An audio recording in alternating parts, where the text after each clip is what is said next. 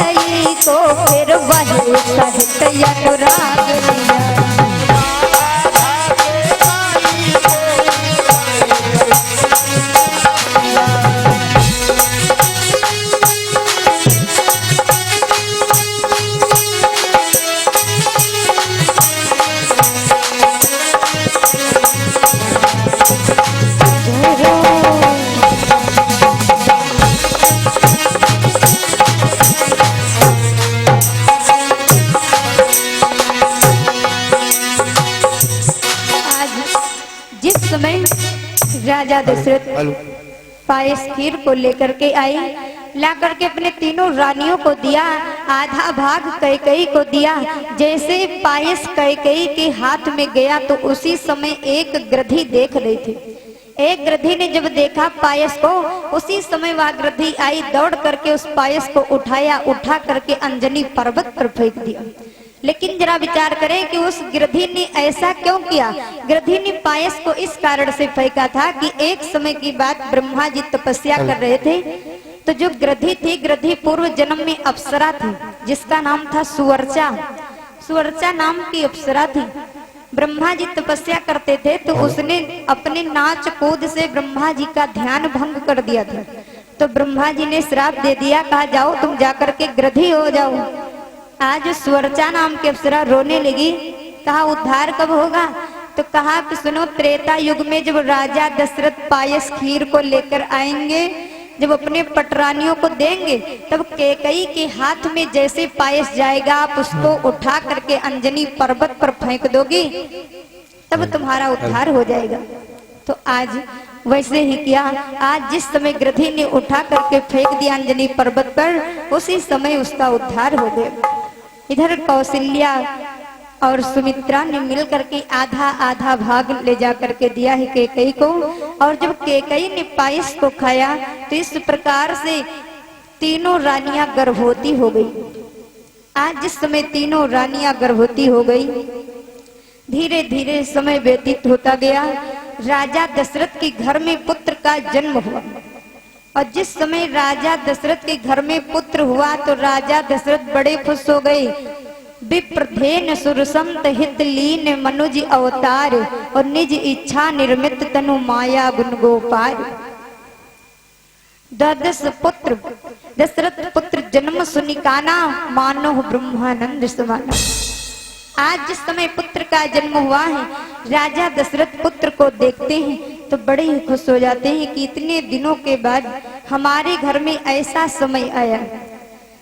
आज जिस समय पुत्रों का जन्म हुआ, राजा दशरथ बड़े खुश हैं। इधर वशिष्ठ जी को बुलवाया। आज जिस समय वशिष्ठ जी आए, वशिष्ठ जी पुत्रों का नामकरण करने लगे। बड़े पुत्र का नाम रखा है राम। बताया है कि सो सुख दाम राम यस नामा, अखिल लोकदायक विश्रामा। विश्व भरण पोषण कर जोई, ताकर नाम भरती असि होई। और बताया कि जाके सुमरन तेरे पुनासा नाम शत्रुघ्न वेद प्रकाशा। इस प्रकार से जब चारों पुत्रों का नाम रख दिया, राम लक्ष्मण भरत शत्रुघ्न, आज जिस समय 4 पुत्र हुए, 4 पुत्र जब आंगन में खेलते हैं तो घर की शोभा बढ़ जाती है। क्योंकि जब छोटे छोटे बच्चे जब आंगन में खेलते हैं तो कितना अच्छा लगता है।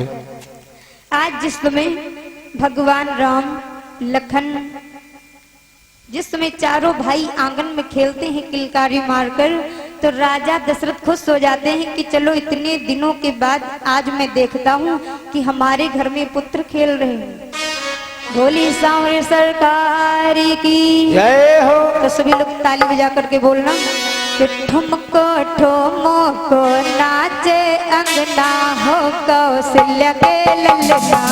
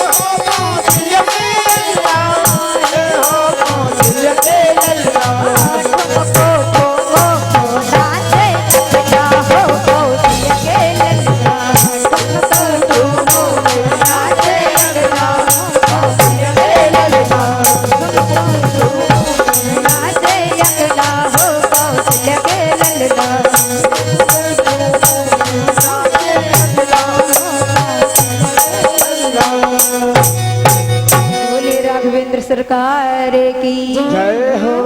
तो आज जिस समय भगवान श्री रामचंद्र जी लक्ष्मण चारों भाई जिस समय आंगन में खेलते हैं तो आंगन की सुंदरता और अधिक बढ़ जाती है। तो इधर विश्वामित्र जी, जो विश्वामित्र ऋषि मुनि हैं, वो एक कुटिया में रहते थे। विश्वामित्र जी महाराज एक कुटिया में रहते थे। तो जिस कुटिया में रहते थे बताया जाता है कि इधर राजा दशरथ के घर में खुशियां मनाई जा रही है और विश्वामित्र जी को क्या बताया गया है, महामुनि। इधर बाबा ने भी लिखा है कि विश्वामित्र महामुनि ज्ञानी। लेकिन जरा विचार करें कि महामुनि की उपाधि किसको दी गई है, महामुनि कौन होता है। कहते हैं विश्वामित्र महामुनि ज्ञानी बसे विपिन शुभ आश्रम जानी। और इधर वाल्मीकि रामायण के अनुसार कहा जाता है कि विश्वामित्र महामुनि ज्ञानी बसे विपिन सिद्ध आश्रम जानी। सिद्ध आश्रम क्या है, जिस आश्रम में विश्वामित्र जी महाराज रहते थे उस आश्रम को सिद्ध आश्रम के नाम से जाना जाता था। विश्वामित्र जी महाराज कुटिया में रहते हैं तो वहां पर अनेक दानव उनको बहुत परेशान करते थे। लेकिन जरा विचार करें कि महामुनि की उपाधि किसको मिली है। एक तो हो गए विश्वामित्र जी महाराज, विश्वामित्र महामुनि ज्ञानी, और दूसरे कौन हुए हैं, अत्रि के आश्रम प्रभु गयो सुनत महामुनि हर्षित भयो। अत्रि मुनि को महामुनि की उपाधि दी गई। और सुनो, अभी तक तो दो ऋषि मुनि है, उनका नाम क्या बताया है, विश्वामित्र और दूसरे अत्रि मुनि। लेकिन तीसरे ऐसे कौन ऋषि मुनि हैं जिनको उपाधि महामुनि की प्राप्त है कि चित्रकूट महिमायमित कहीं महामुनि गाय और आए नहाए सरित वरो सिया स्वागत दो।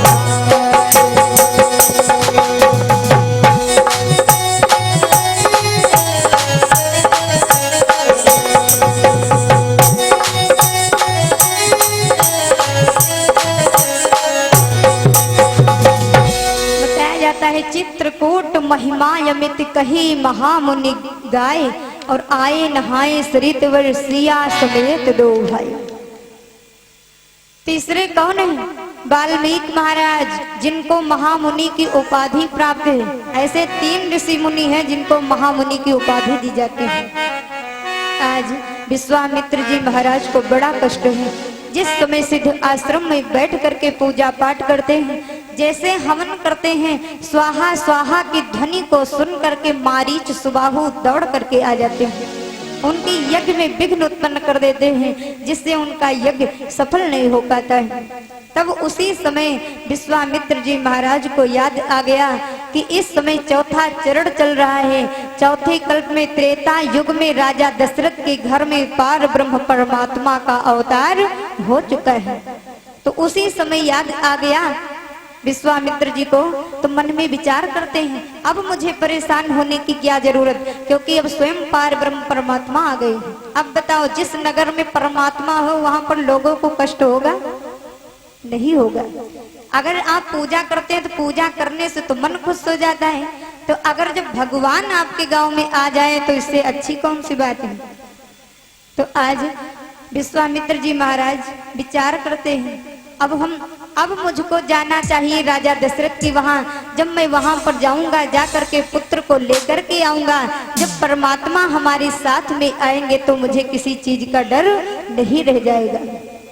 उसी समय राजा दशरथ के भाव को विचार करके आज कौशिक मुनि चल पड़े। तो कैसे जाते हैं कि बहुविधि करत मनोरथ जात लाग नहीं बार और कर मंजन सरयो जल गए भूप दरबार।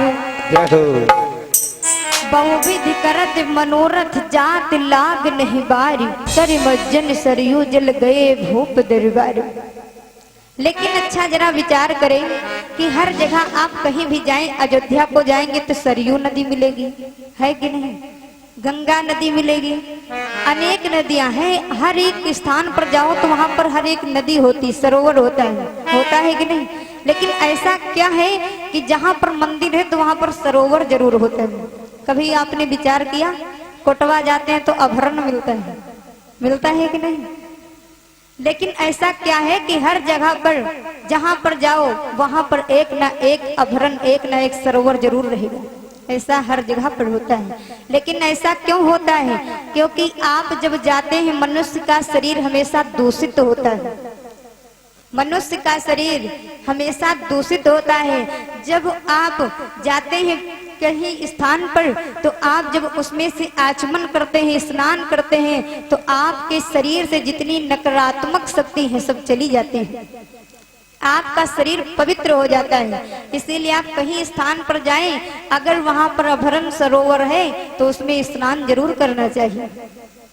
आज जिस समय कौशिक मुनि पहुंचे राजा दशरथ के यहाँ, अयोध्या को पहुंचे तो देखा सरयू नदी को।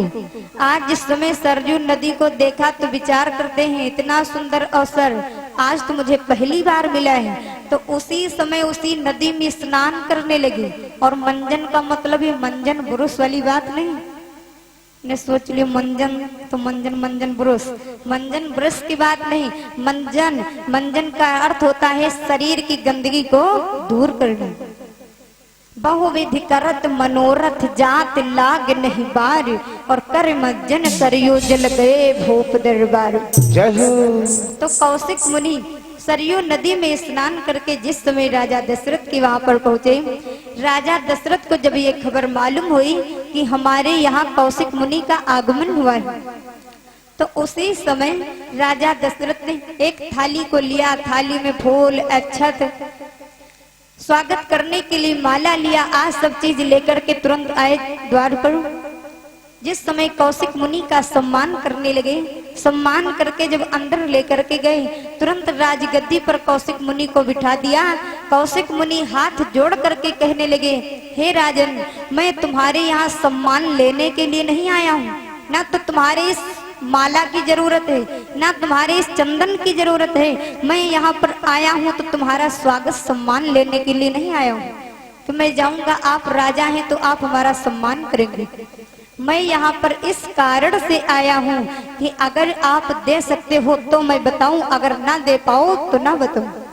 राजा दशरथ बड़े खुश हुए। राजा दशरथ ने कहा, महाराज ऐसी कौन सी बात, तुम बताओ क्या मांगना चाहते हो। आज तुम जो कुछ भी मांगोगे मैं तुमको अवश्य दे दूंगा। असुर समूह सतामहि मोहि, मैं जाचन आयो निपतोहि। आज कौशिक मुनि कहते हैं कि अच्छा, अगर तुम सुनना चाहते हो कि मैं किस कारण से यहाँ पर आया हूँ तो तुम सुनो। मैं तुम्हारे यहाँ धन लेने के लिए नहीं आया हूँ। धन, जमीन, जायदाद, स्वागत, सम्मान, ये सब मुझे कुछ भी नहीं चाहिए। तो कहा, महाराज बोलो क्या चाहिए। तो आज कौशिक मुनि कहते हैं क्या कि अरे तुम्हारे लड़का समर्थ होइगे, तुमका पड़ी कवन परवार।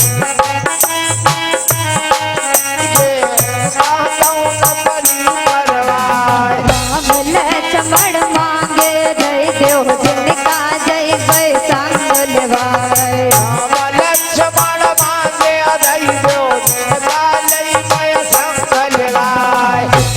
बचन कहे जब मुन ने दशरथ गए सना का भाई।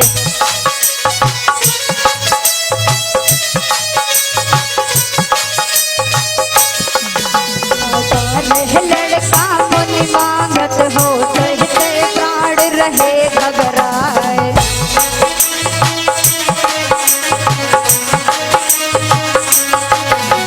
छोड़ डगरिया दशरथ बोले, यह गुरुवर से कहे सुनाए।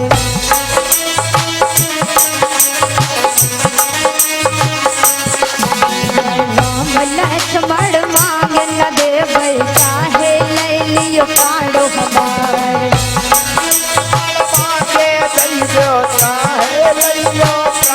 परम सिरोही को न जाने, कौने घाट बजे तलवार।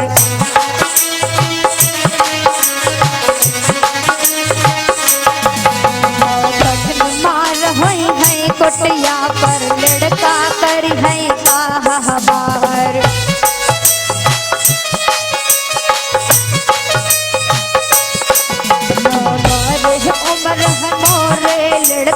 मोह से बहत दूध के धार।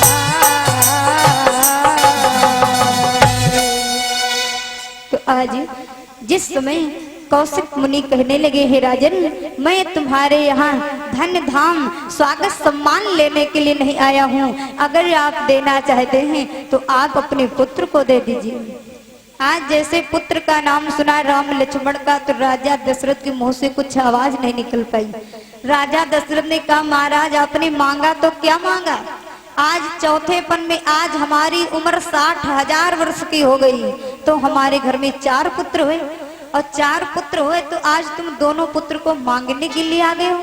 अरे राजन, आखिर में बात क्या है? कौशिक मुनि ने कहा है, महाराज, जिस समय मैं यज्ञ करता हूँ, स्वाहा स्वाहा की ध्वनि को सुनकर मारीच सुबाहु आ जाते हैं, यज्ञ को भंग करवा देते हैं। तो उसी समय राजा दशरथ बोल पड़े, हे राजन, चलो मैं तुम्हारे साथ जाता हूँ, चल करके जितने राक्षस है सबको तहस नहस करा दूंगा। तो उसी समय कौशिक मुनि ने कहा, राजन, आज आपको बड़ा क्रोध आ रहा है, आज चलने के लिए तैयार हो गए, लेकिन क्या तुमको मालूम है कि हम कितने दिन से परेशान हैं?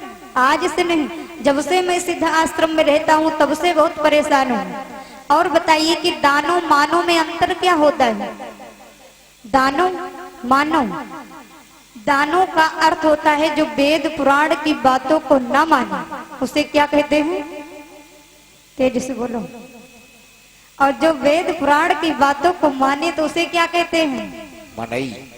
अच्छा चलो भैया दादा तो मानो कथा सुनत के कहते, जैसे हम पूछे तो हाँ नहीं तो बताते हैं। अब माताओं बहनों के नंबर, अब बताइए कि दानों मानों में क्या अंतर है? दानों किसे कहते हैं? अब बताओ, सहारा देकर के भैया दादा तो बताते हैं। जब हम कहते हैं कि जब हम कथा सुनाए तो ध्यान से कथा सुनो, भैया दादा का सहारा ना देखो। दानों और मानों में क्या अंतर होता है? जो वेद पुराण की बातों को ना माने उसे क्या कहते हैं? तेज से बोलो। और जो वेद पुराण की बातों को माने तो उसे क्या कहते हैं? मानो। आज कौशिक मुनि बोल पड़े, हे राजन, जिस समय मुझे राक्षस बहुत सता रहे थे तो आप कहाँ चले गए थे? हे महाराज, आज मैं तुम्हारे पुत्र को लेने के लिए आया हूँ, वो भी राम और लक्ष्मण को। आज आपकी ताकत की जरूरत नहीं, ना तो आपकी सेना की जरूरत है, जरूरत है तो आपके पुत्र की। आज राजा दशरथ रोने लगे, पुत्र को देख करके वियोग में तड़फने लगे, पुत्र को लेकर के रोते हैं। उसी समय वशिष्ठ मुनि आ गए। वशिष्ठ मुनि जब आए तो आकर के समझाते हैं, जैसे समझाया, है राजन, जिसको तुम पुत्र समझते हो ये तुम्हारे पुत्र नहीं, ये तो पार ब्रह्म परमात्मा है, इनका अवतार हुआ है पाप को हटाने के लिए। और आज तुम इन पुत्रों को नहीं दोगे तो मारीच सुबाहु का वध कैसे होगा? तो उसी समय वशिष्ठ मुनि ने जब समझाया तो जाकर के राजा दशरथ ने अपने पुत्र को राम लखन को कौशिक मुनि के हाथों में सौंप दिया। आज जैसे कौशिक मुनि पुत्र को लेकर के जाते हैं, जैसे पुत्र को लेकर के गए तो उधर जो ताड़िका थी, ताड़िका ताड़क वन में घूम रही थी। जैसे राम लखन को देखा तो वह ताड़िका जोर से आने लगी, हाहाकार करते करते जैसे पास में आई, कौशिक मुनि ने कहा, राघव, बस यही ताड़िका है जिसके कारण हम यज्ञ नहीं करा पाते। तो क्या किया, भगवान श्री रामचंद्र जी ने एक बाण संधान किया जिससे ताड़िका के प्राण पखेरु निकल गए। तो बताया जाता है क्या कि एक ही बाण